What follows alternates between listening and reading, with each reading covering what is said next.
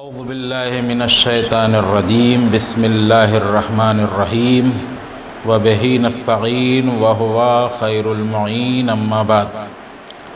آج ماہ مبارک رمضان کی 5ویں تاریخ ہے اور آج ہمارے درس کی بحث ذکر خدا ہے۔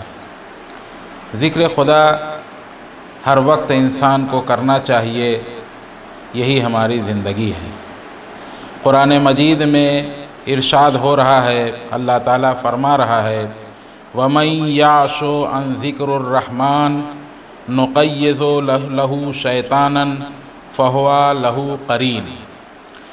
جو کوئی رحمان کے ذکر سے جی چرائے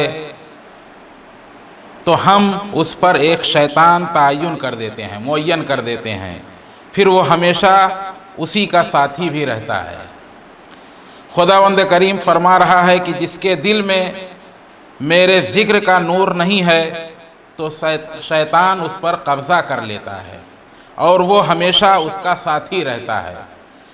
امام فرماتے ہیں کہ ایک زمانہ آئے گا کہ ایک نوجوان صبح کو ایمان کے ساتھ گھر سے نکلے گا، مگر جب واپس آئے گا تو ایمان سلامت نہ ہوگا۔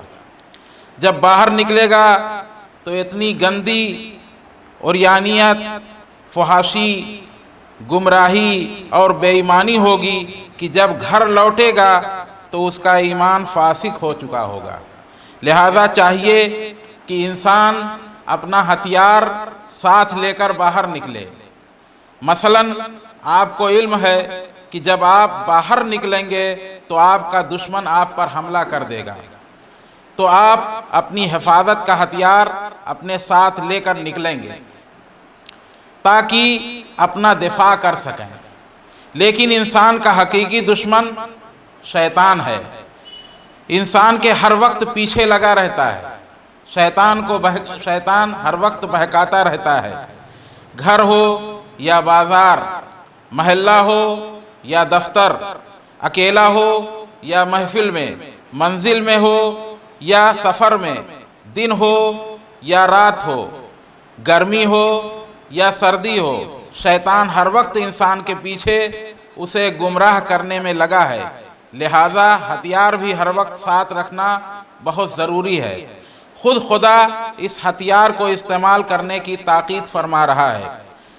وَاذْكُرُوا اللَّهَ كَثِيرًا لَعَلَّكُمْ تُفْلِحُونَ۔ قرآن مجید کی آیت ہے سورہ جمعہ۔ اور اللہ کو بہت یاد کرو، ذکر خدا کرو، شاید تم کامیاب ہو جاؤ۔ یعنی ذکر خدا انسان کرے گا تو اس کو کامیابی حاصل ہوگی۔ خدا یہی کہہ رہا ہے کہ اس ہتھیار کو بہت زیادہ استعمال کرو، کہیں ایسا نہ ہو کہ تم یاد خدا نہ کرو اور اسی وقت شیطان تم کو اپنے جال میں پھنسا لے۔ اگر تم ذکر خدا سے غافل ہو جاؤ گے تو شیطان تم کو اپنے جال میں پھنسا لے گا۔ لہذا خدا کو بہت زیادہ یاد کرو۔ اور ایک مقام پر خداوند عالم قرآن مجید میں ارشاد فرما رہا ہے یا ایھا الذین آمنوا اذکروا اللہ ذکرا کثیرا وسبحوہ بکرۃ واصیلا۔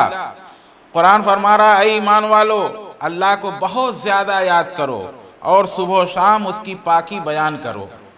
امام فرماتے ہیں کہ ہر عبادت کی حد ہے۔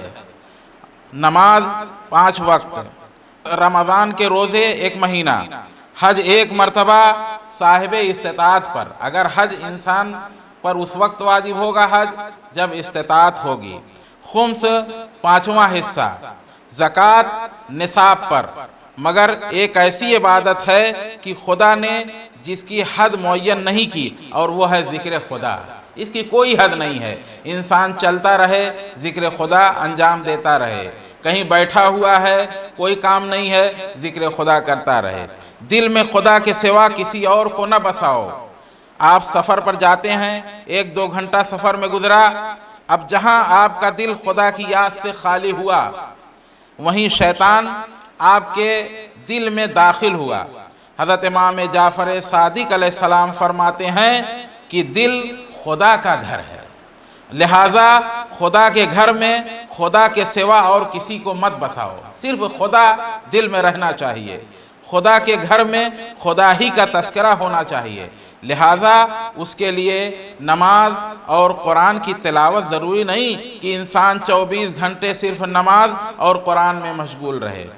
امام حسن عسکری علیہ السلام فرماتے ہیں کہ عبادت یہ نہیں ہے کہ بے شمار سنتی نمازیں پڑھی جائیں، یہ نہیں ہے، اور بہت سے مستحبی روزے رکھے جائیں، بلکہ حقیقی عبادت یہ ہے کہ اللہ کی حقیقی معرفت حاصل کرنے کے لیے بہت زیادہ غور و فکر سے کام لینا چاہیے۔ انسان غور و فکر کرے، اگر قرآن کی تلاوت کر رہا ہے، ایک آیت پڑھ رہا ہے تو اس کو غور و خوض کرے کہ اللہ تعالیٰ اس آیت میں کیا کہنا چاہ رہا ہے، کیا فرمانا چاہ رہا ہے۔ اگر سمجھ کے ہم عبادت کریں گے تو اس کا کچھ اور ہی مزہ ہوگا۔ یعنی انسان خدا کو یاد کرے، اس کا تذکرہ کرے، خدا کے بنائے ہوئے نظاموں میں غور و فکر کرے کہ اللہ نے یہ تمام چیزیں بنائی ہیں، اس میں غور و فکر انسان کو کرنا چاہیے۔ یا آپ اپنا کوئی ورد یا آیت مخصوص کر لیں، لا الہ الا اللہ پڑھے جائیں، اللہ اکبر یا سبحان اللہ کا ورد کریں، یا قرآن کی چھوٹی سی آیت کو مثلا مالک یوم الدین، ایاک نعبد، الرحمن، علم القرآن یا اہدنا الصراط المستقیم ہی کو یاد کریں، یعنی کچھ نہ کچھ ذکر خدا کرتے رہیں۔ مگر اس میں ایک بہت قابل ذکر اور قابل توجہ یہ بات ہے کہ انسان جس عبادت کا بھی ورد کرے معنی سے آگاہ ہو، اس کا معنی جانتا ہو کہ اللہ تعالیٰ اس آیت میں کیا کہہ رہا ہے، اور پھر اس کے معنی ذہن میں رکھ کر دل سے اس کی تلاوت کرے گا تو اس کا فائدہ ہوگا۔ بس صورت دیگر ہونٹ سے پڑھنے کا کوئی فائدہ نہیں ہوگا کہ انسان صرف پڑھتا رہے، قرآن کی تلاوت کر رہا ہے مگر اس پر غور و فکر نہیں کر رہا ہے۔ لہذا انسان کو چاہیے کہ جب قرآن کی تلاوت کرے تو سامنے قرآن کا ترجمہ رکھ لے اور ترجمہ دیکھے کہ اللہ تعالیٰ اس آیت میں کیا کہنا چاہ رہا ہے۔ اگر اس طرح انسان ذکر خدا کرے تو اس میں حقیقی خوف خدا پیدا ہوگا، ورنہ گندے شیطانی خیالات اس کے ذہن میں گھر کر لیں گے۔ حضرت رسول خدا صلی اللہ علیہ وآلہ وسلم فرماتے ہیں، الوضو سلاح المومن، وضو مومن کا ہتھیار ہے۔ اگر انسان ہر وقت وضو میں رہے تو اس سے بھی پاکیزگی نفس پیدا ہوتی ہے۔ ہر وقت انسان کو چاہیے کہ باوضو رہے۔ خدا کی محبوبیت کا راز، ذکر کی کئی منازل ہیں، کئی منزلیں ہیں۔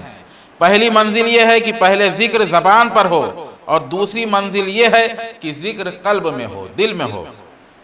خدا فرماتا ہے کہ اے میرے بندے میرا ذکر کرو، ایسے میرا ذکر کرو کہ تیرا ہر عضو میرا ذکر کرے، جتنا عضو ہے انسان کا وہ سب ذکر خدا کرے۔ یہ منزل انسان کو کب حاصل ہوگی اور وہ کیسے ذکر خدا کریں گے؟ تیرے اعضاء و جوارح کا ذکر یہ ہے کہ تو ان سے وہ کام لے جو خدا نے مقرر کیے ہیں۔ یہ نہیں ہے کہ کسی طریقے سے ذکر ہو، جو اللہ نے معین کیا اس طریقے سے ذکر کرے۔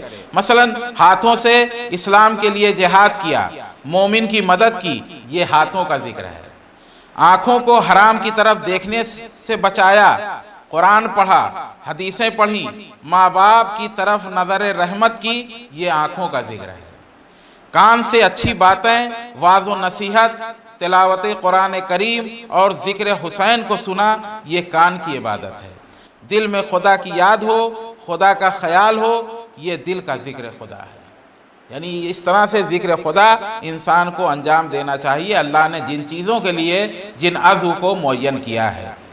خدا فرماتا ہے کہ جب بندہ اس منزل پہ آتا ہے کہ اس کا ہر عضو میرا ذکر کرے تو وہ میرا محبوب بن جاتا ہے، اور میں اس کی آنکھ بن جاتا ہوں جس سے وہ دیکھتا ہے، میں اس کے کان بن جاتا ہوں جس سے وہ سنتا ہے، میں اس کی زبان بن جاتا ہوں جس سے وہ بولتا ہے، میں اس کا ہاتھ بن جاتا ہوں جس سے وہ کام کرتا ہے۔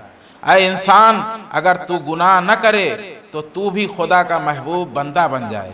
حضرت امام زین العابدین علیہ السلام دعائے ابو حمزہ سمالی میں فرماتے ہیں، اے خدا تو اپنی مخلوق سے پوشیدہ اور غائب نہیں ہے، بلکہ یہ ان کے اعمال ہیں جو تیرے اور ان کے درمیان پردہ بن جاتے ہیں۔